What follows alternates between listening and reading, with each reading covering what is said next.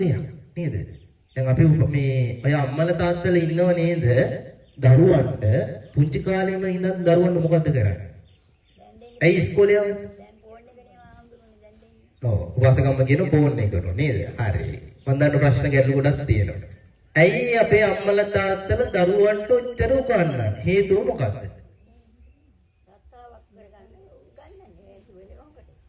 ඔව් රස්සාවක් කරගන්න උගන්වන්න. අය තව උත්තර තියෙනවද?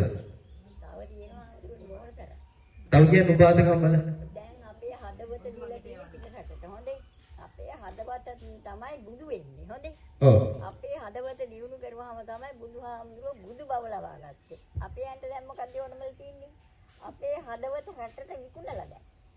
අපේ ඇන්ගේ හදවත දැන් කාලා තියෙන්නේ. මොකක් කන්නේ දැන්. තව උපාසකම්මලට තියෙනවද? ඇයි උගන්වන්නේ?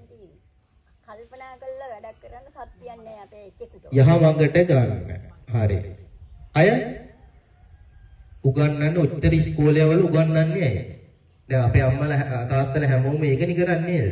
අර බුදුහාමුදුරු දේශනා කරනෝනේ සිගාලෝවාස් සූත්‍රයේ දරුවන්ට දෙමාපියන්ගෙන් දරුවන්ට එන්න ඕනේ යුතුයකම් ටිකක් තියෙනවනේ.